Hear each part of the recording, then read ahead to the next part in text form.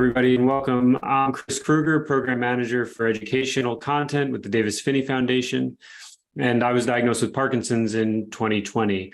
I'm here today with Kirsti Peterson and her son, Elliott, to talk about navigating family dynamics amidst some of the gnarlier challenges of Parkinson's. Kirsti, why don't we start with your story? So you live with Parkinson's, and maybe we should start with your diagnosis and how did that come about? Sure. So I was diagnosed in 2016. So, gosh, 7.5 years ago, at the age of 46. I'm now 53. And I would say that my journey to get diagnosed probably took about 3 years. In my early 40s, I started to seek treatment or help to understand some cramping in my right thigh and also my right shin. And some friends of mine pointed out that my right arm wasn't swinging, even though I really didn't notice it. And I went to, I think, 3 because I'm a runner. And so I'm like, I thought that maybe it was something orthopedically. And so I went to 3 orthopedists who diagnosed me with everything from a pinched nerve to a disc, disc degeneration in my back. And it wasn't until my brother-in-law, who's a doctor, said, I think you might want to get a brain MRI just to rule out a tumor or MS and go see a neurologist. And so I did get a brain MRI, and obviously Parkinson's does not show up, but it certainly eliminated that I had a tumor or MS. And then I went to see a neurologist who put me on carbidopa-levodopa. But, and this is kind of a common theme of mine, I'm not really a good researcher. And so I'm like, oh, okay. If I would have Googled that I had was put on carbidopa-levodopa, I would have known what my diagnosis was. But anyway, he was a regular neurologist, and he referred me to a movement disorder specialist. Well, wait, I want to pump the brakes for a second. So they didn't even tell you why they had given you that prescription. Wow, that's wild. Okay, so sorry to interrupt, but that's a remarkable thing. Okay, so you went to the movement disorder specialist, and what happened then? And I kind of understand maybe a little bit where the neurologist was coming from. Like maybe he didn't feel qualified. Sure.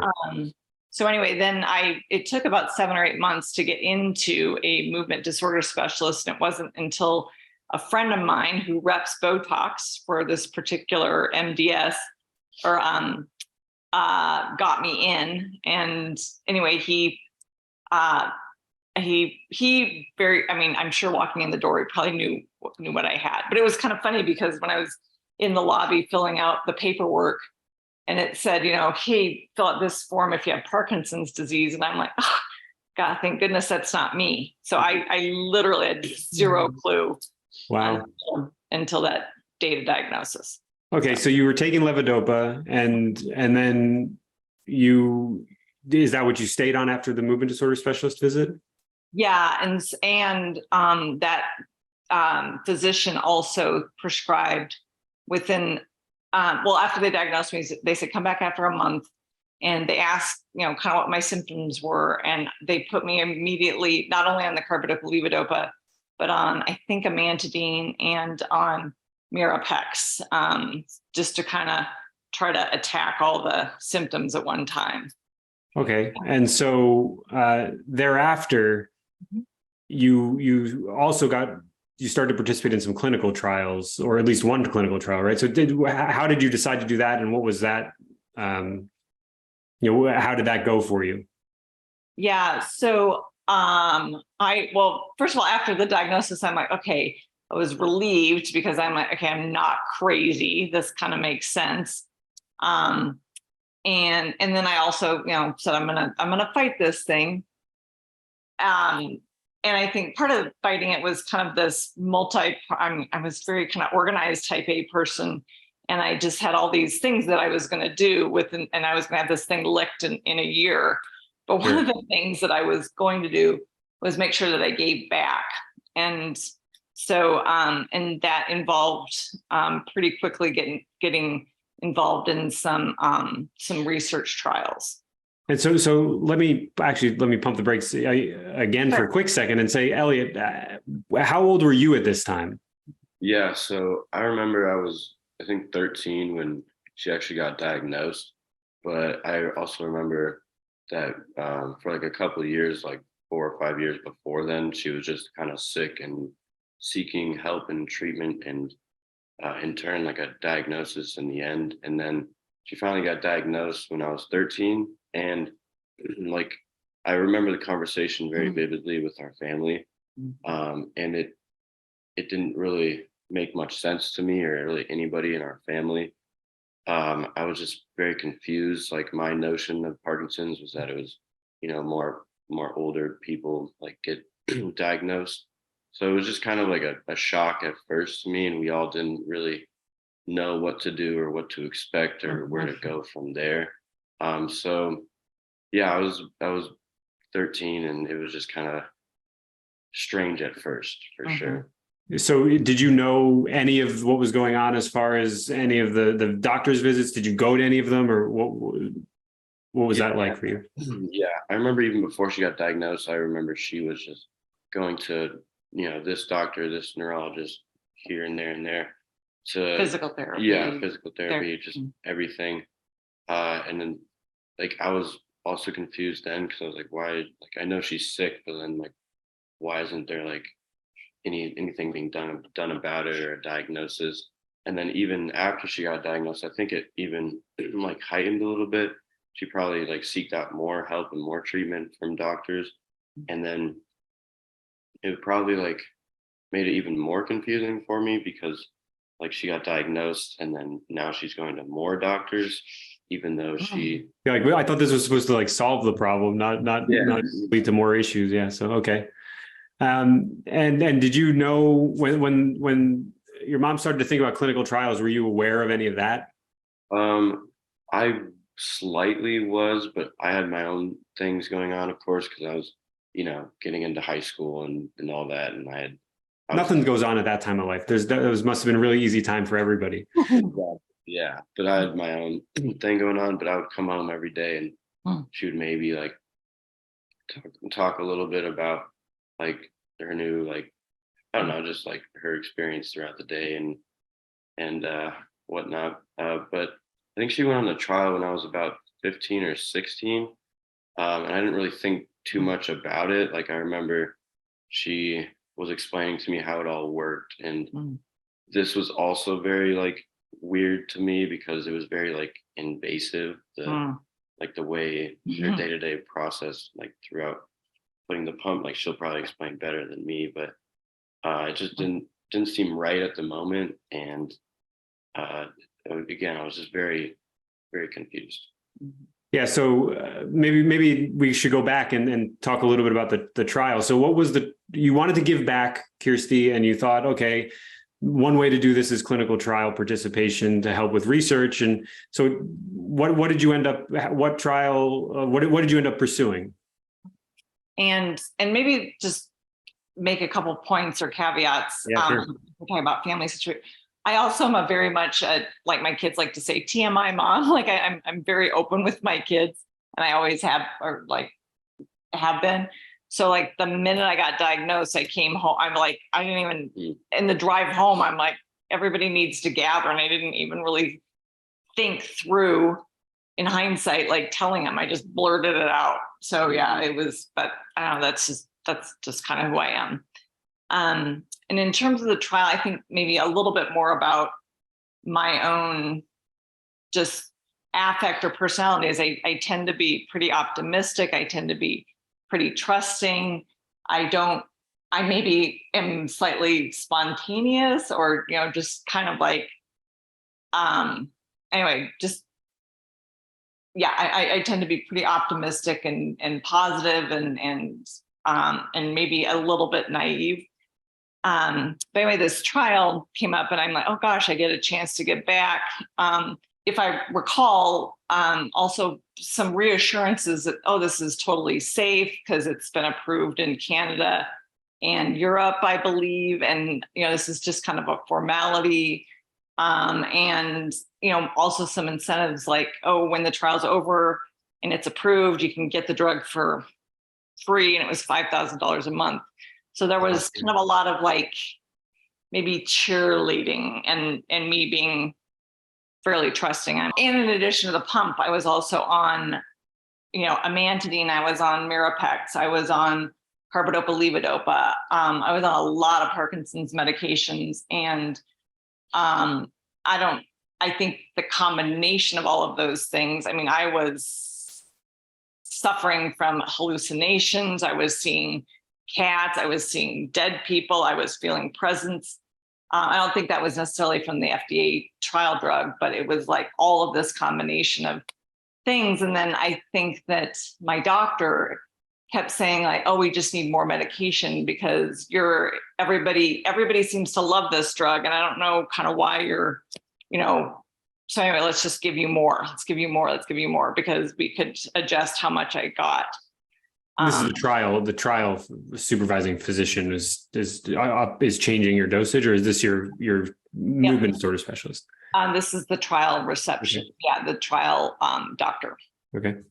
Okay. So things are moving around. You're having some issues with some side effects and hallucinations, and you're seeing cats, and so this is a complicated experience for you. And how long is this?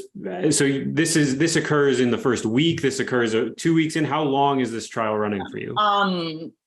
So I was on the drug, and I'll describe at some point the end of it, for about 9 months. And I would say pretty rapidly, within maybe the first month or two. The other thing that and now I know in hindsight about impulse control disorders.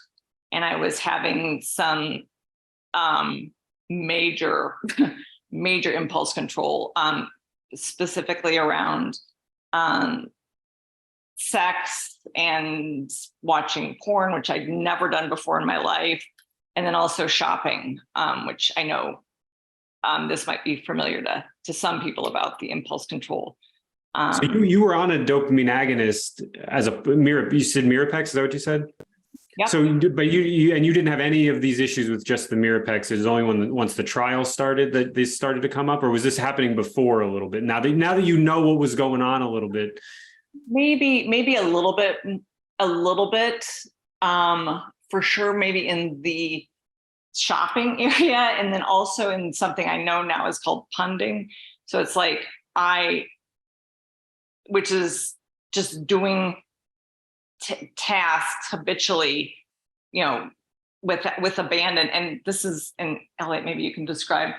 So I was sorting my entire house by colors, like orange, pink, everything from furniture to pens to pillows. And that was kind of my break from reality. Yeah. Okay, so there's a lot going on during this trial, and you're experiencing things you didn't know were issues you might face. And I imagine, Elliott, you didn't have any sense that these were issues that might occur. So you come home and everything that's yellow is in the same room, or however it goes. What is this? How do you experience this? Yeah, so I'd like to backtrack a little bit too. Yeah, sure.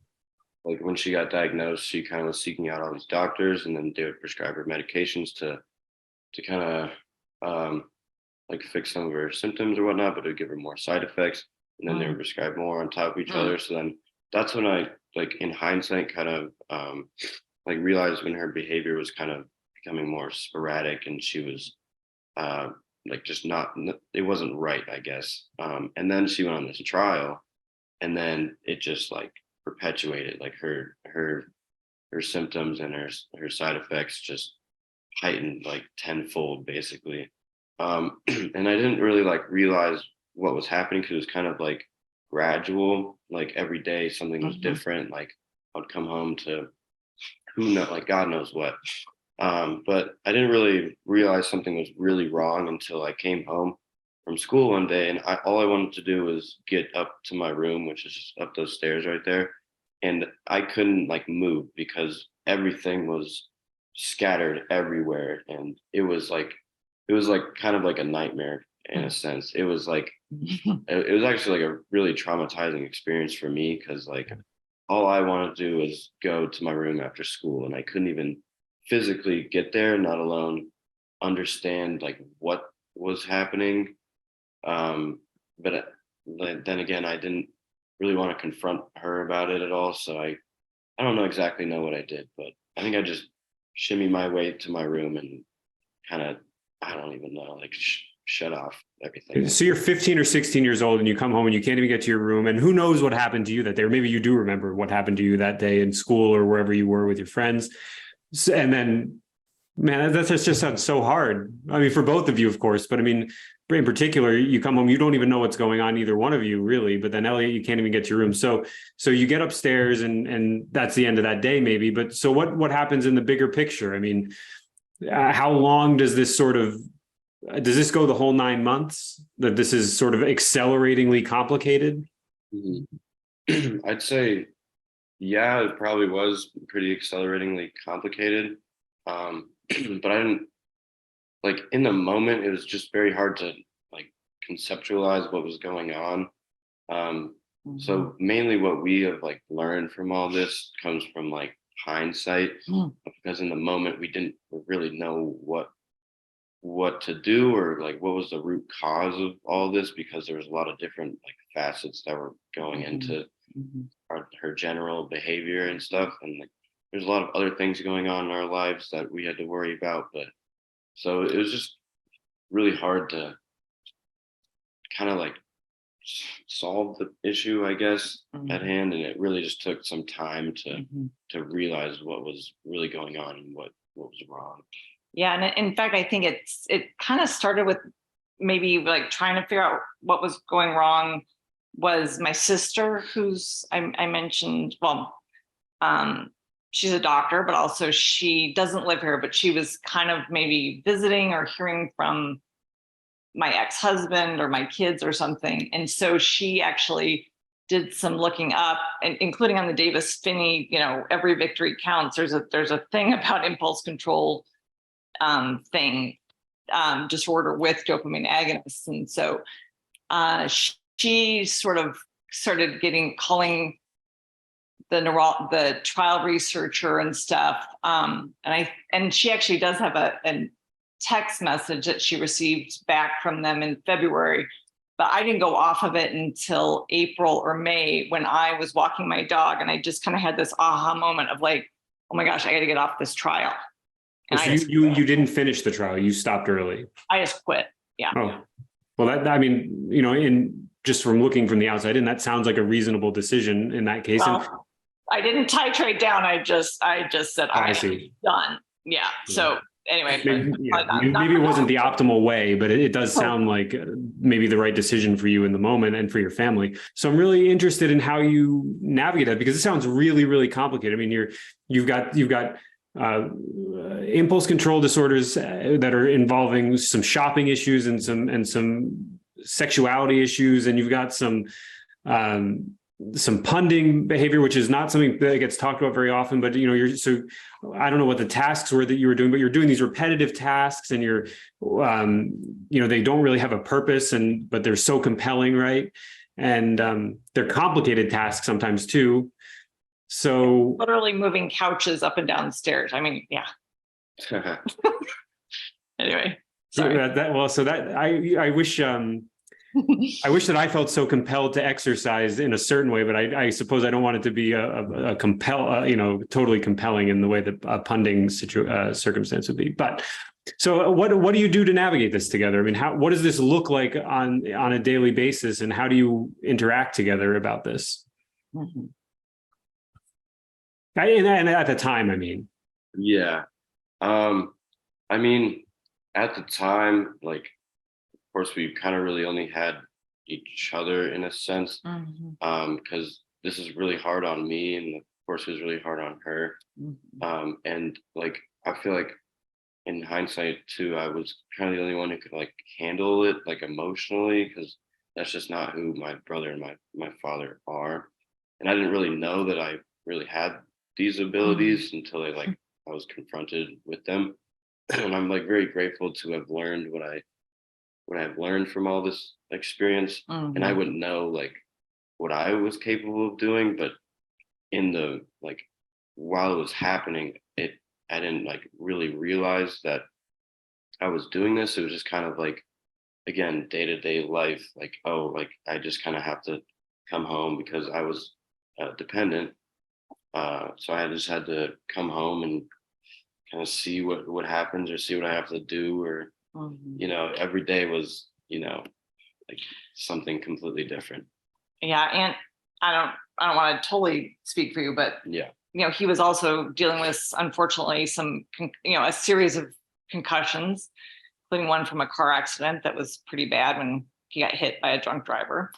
Yeah, and so he was also dealing with, and then subsequent to that, he couldn't play hockey anymore, which had been really his life, or a really important thing in his life, and then COVID is a whole nother story. So yeah, it was kind of like this on. I mean, he handled it like one thing after another. I mean, it's like yeah. But I mean, that's why I'm like, Elliott is just the most amazing person, and I guess I may be slightly biased, but to go through all of and some other stuff happened as well. If we want to, I had a grand mal seizure, and so he witnessed that, and anyway, so to come down and see your mom seizing up, and I don't know, 10 EMTs in our living room and taking me off to the ER. So yeah, there's been there was a few years of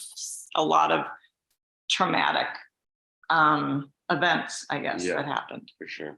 And maybe you didn't know this at the time, but I think it sounds like it would be fair to say that you were your mom's care partner, Elliott, and you may not have known. It sounds like you didn't recognize it then. Is that how you feel about it looking back on it now, and even today? I mean, do you think that that's an accurate description of what you were doing and what you are doing now? Yeah, in fruition, I was definitely like her caregiver for sure, and it was definitely more like emotionally than like physically, than like getting her something to eat or something like that. It was more just like being there for her, and I forgot where I was going. Which is not really fair to put an adolescent child through that. Yeah. So what's amazing to me about this is that like these things would have just ripped most people completely apart from each other, and maybe from themselves, right? So it's really remarkable to me that you're sitting there together, and you seem to have such a great rapport, and you seem to really care very deeply and love each other very much, independently of the fact that all these things could have been, they must have been just so incredibly difficult to manage and to go through together. So I guess, I think one of the maybe things that we talk about is that we have this shared experience, and really nobody else can understand. I mean, so friends, I've unfortunately lost some friendships, and over kind of because people don't really understand or couldn't really handle it. And, some family, they try to be understanding, but nobody really understands besides Elliott. So maybe it's that shared experience. Yeah. Does that make sense? Yeah, it makes a lot of sense. And I guess I didn't know I was a caregiver at the time, but then she kind of like brought it up a little bit, and I was like, yeah, that kind of makes sense, but it didn't really like truly hit me until like I don't know, about like probably 6 months ago to about now. And I do kind of see myself as a caregiver to an extent, but like I might not like identify as one, but I'm just kind of like here. Yeah, you can just see it as that's a part of what your relationship involves. Yeah. So now, so you just get back to the sort of core of the story for a second. So you leave the trial, and maybe there are some issues as far as how that the immediate moments after that, just given the fact that you left sort of suddenly. But that's not the end of the story, right? I mean, that was a little while ago. How long ago was that? Let's see here. It's maybe been 4 years since I got. So what's happened since then? I mean, where do things stand now for you with regard to your Parkinson's, Kirsti? Yeah, well, the biggest game changer besides getting off of those dopamine agonists, which I'll never go on again in my life, understanding that, but I had DBS 2 years ago in June, and it has been it's given me back my life, really. So yeah, it's been a great experience for me. What was how did you decide to do that? Like, what was your thought process behind that? I mean, it sounds like your experience was pretty complicated. So maybe it was very clear to you that this was the way to go, but tell me about the decision-making process about that. Maybe it's kind of back to my old, I don't really research things. I just kind of intuitively arrive at them. And I kind of not always, I mean, as soon as maybe I heard about DBS, I'm like, and I'm going to do that. Mm-hmm. I didn't really put a lot of thought into it. Or research, or again, like here I am trusting surgeons and doctors.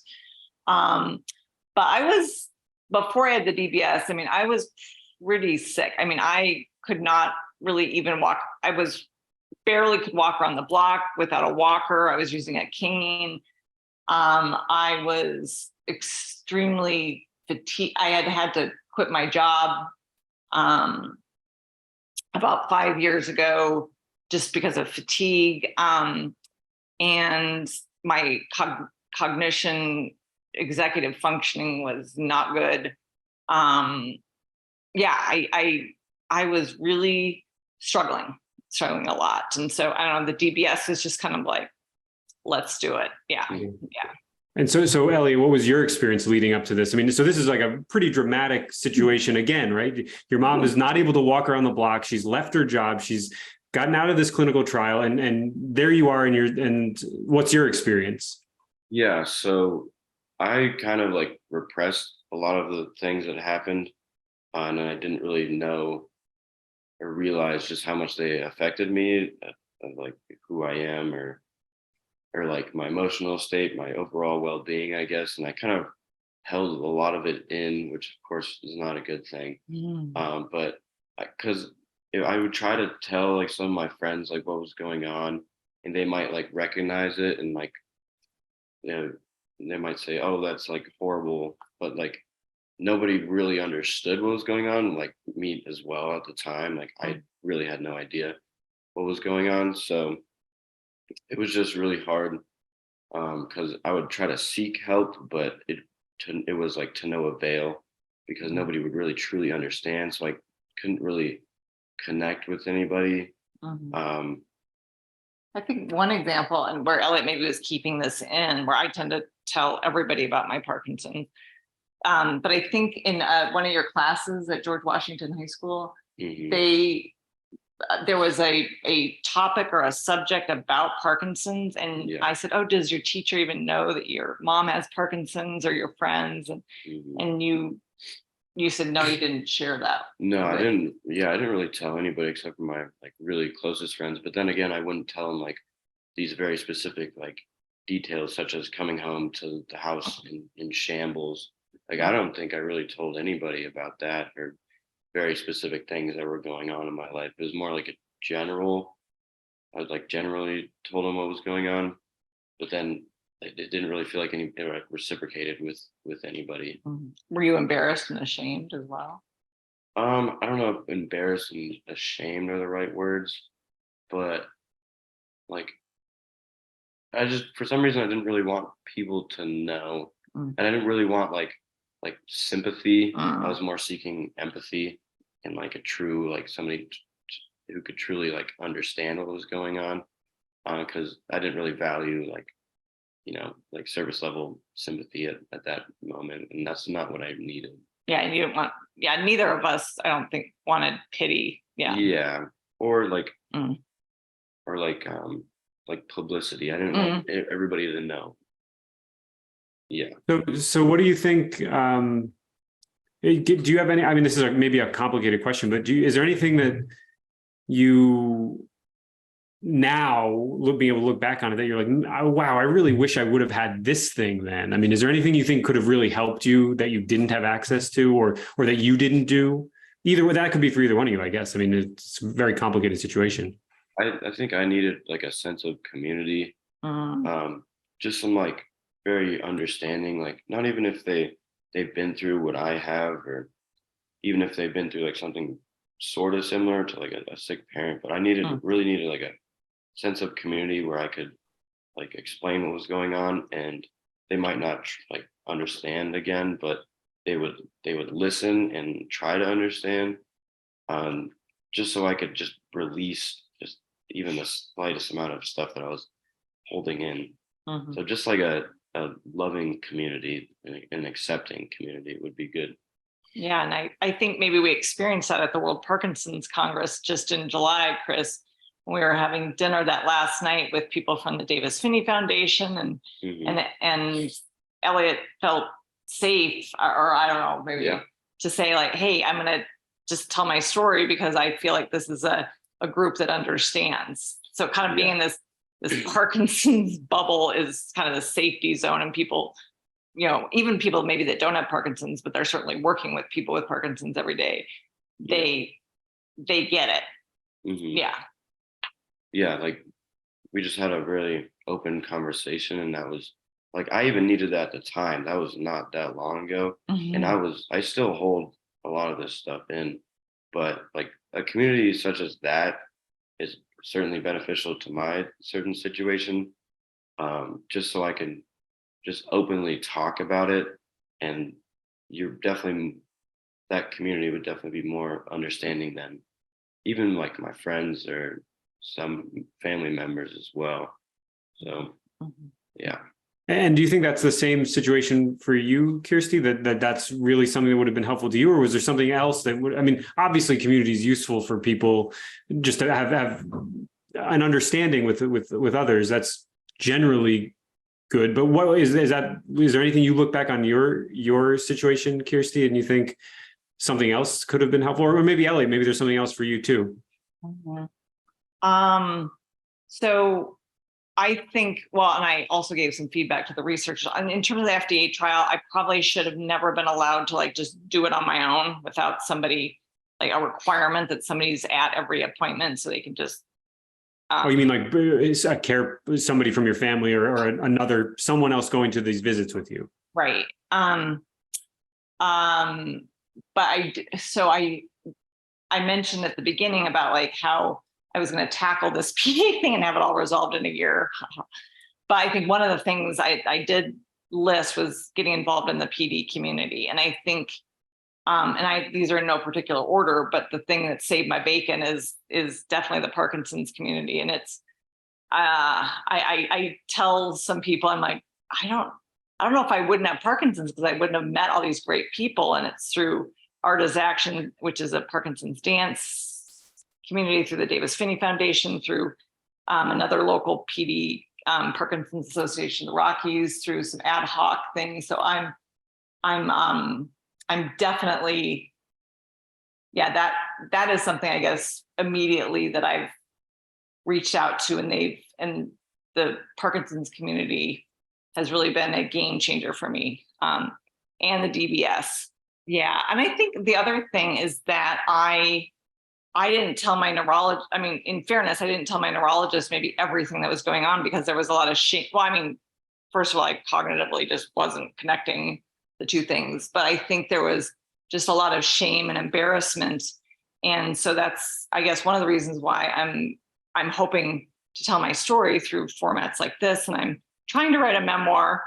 That's been kind of hit and miss, but just. Well, I mean, cognitive function and it can get a little complicated. Yeah. But just to share my story because, there's no shame in this. And there are things that happened to me. And I think that me telling my story and Elliott being willing to tell his, that, hopefully it resonates with some people, So I want to jump back to something about what Elliott, what you were saying about, the community. Do you think you would have, if somebody was like, hey, Elliott, there's this group of people that meet and there's people whose parents have a chronic health. Do you think you would have done it then? Yeah, so I definitely would not have done that. Right. Being honest. Yeah. Yeah. Like even like my mom, like a couple years ago was like, I like know some people who've been through whose children have been through something similar to this. And again, I kind of didn't really want to talk to them, or kind of push that away, because I don't know, I was like very depressed, just to be very like straight up and honest. I was very depressed during that time. And just for me personally, I don't know if anybody else feels this way, but like when I'm at my lowest, I don't, even if there is the help to be like, even if there is help, like I probably won't seek it out, because I'm just like, I was just very isolated, and I just like didn't really want people to help me, even though I absolutely needed the help. So I definitely wouldn't have at that very moment in time, but now I probably would. I would be more likely to.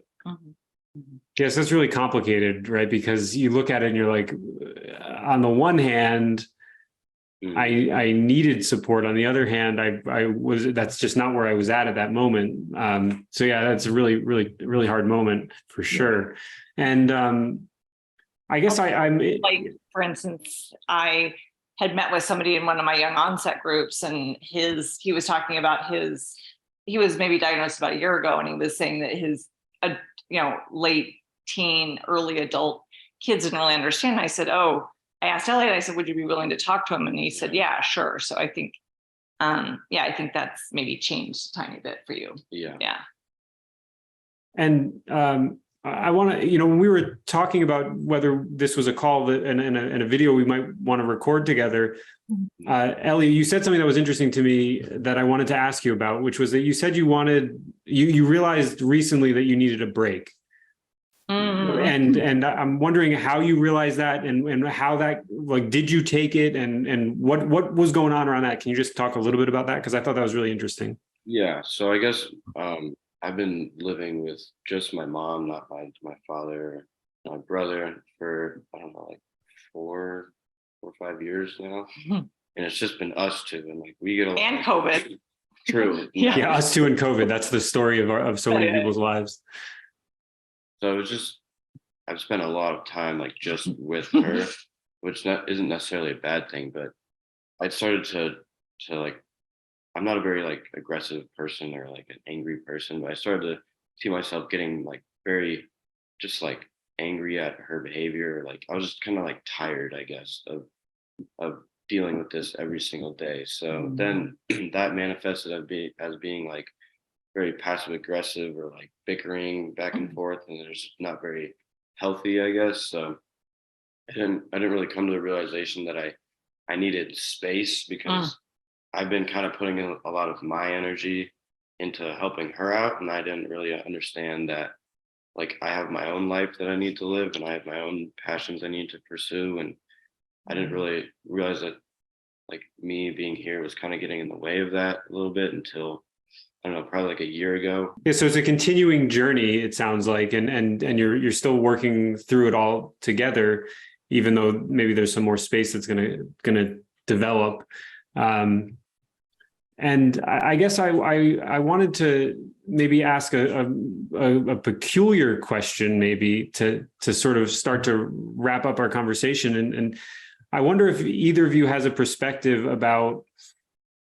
I guess I can ask it in two ways, and I'll point it to you first, Elliott. Do you have anything that you would recommend to somebody that might be going through something similar to what you're going through, or what you might recommend to a parent who has a child who is maybe a teenager, younger, or still living with them, and anything you would say might be useful for them to think about or to know?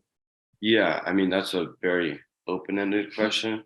Yeah. But I think like just a very simple like kind of answer to that is just honesty is probably just the best thing that can help any relationship, no matter how complicated it is or what's going on. But like pure honesty is kind of hard to come by, and it's a very important thing in the glue of really any relationship. So just being upfront and honest, like how you feel and how you're feeling about the other person, and yeah, it's so much more healthy than like, I don't know, lying and deception, and especially lying to yourself. Like that's just not healthy at all, and there's no longevity in that. So just being honest with yourself and with everybody around you. That's just my biggest advice. Mhm. Yeah, I mean, that's sage advice right there. That's the advice of somebody who's been through some things. And Kirsti, do you have anything that you would say to either to somebody who has that's in a situation like yours, or to a young person that's living with a parent who is going through Parkinson's? And I guess there's one other piece I'd like to, and I'm sorry to do this to you because I'm adding something to the question for you, but I also wonder if you might have any words about, looking back. I mean, obviously the clinical trial experience for you was hard, but I'm interested in knowing if you have anything that you'd like to just, as a way of just sort of closing that story, what would you recommend somebody think about on that front that you maybe didn't think about before you participated? Because I get the sense that you wouldn't say clinical trial participation is not something you would recommend, but in your particular case, it didn't go. So the three things would be, do you have anything for a parent, anything for a child, and anything that you might want to share about your thoughts about clinical trials? Mm-hmm, mm-hmm. I guess as a parent, just love your children, and I promised Elliott I wasn't gonna get sappy in this. But I think that having kids, and my kids are they are the most important thing to me, hands down. And I know that they love me so much unconditionally, just like I love them unconditionally. So, and also maybe listen to your kids. Because they have some wisdom no matter what age they are. So love and listen as a parent. As a advice to a kid, first of all, my heart goes out to you if you have to. This is not fair. This is not fair on Elliott. It's not fair on his older brother Hawken. It's not fair on their father. It's not. It's just. It sucks in some ways. However, I just know that your parents love you and they are trying the best that they can. So, and in terms of the trial, for me now, I'm participating in trials maybe that aren't invasive. So like interviews or, online kind of survey things. So I'm still doing trials. I've just chosen for myself not to do anything that's invasive, or taking a medication just because, which is unfortunate. But that's a choice that I've made for myself. But I certainly am not going to, thank goodness for the people that did do the trials for the drugs that I am on that do work for me. So I have a ton of gratitude towards those individuals, because otherwise we wouldn't have, a lot of the drugs that we do in the PD community. But maybe my advice on that is maybe do your homework a little bit more than I did. So, yeah. Well, and I also think that the advice you gave earlier a little bit just was really important too. The idea that if you can bring somebody with you, and certainly involve them as much as you can in being open and honest, as Elliott was recommending. I guess I just want to say, in response to Elliott, your observation about the sharing your story. We met in Barcelona, and it was such an honor to get to spend time with you all, and that you were willing to share your story with the group of us over dinner, and then also just that you're willing to share it again now in a broader sense. It's really I'm really grateful for your time and for your courage, both of you, and thanks so much for taking the time to share your story.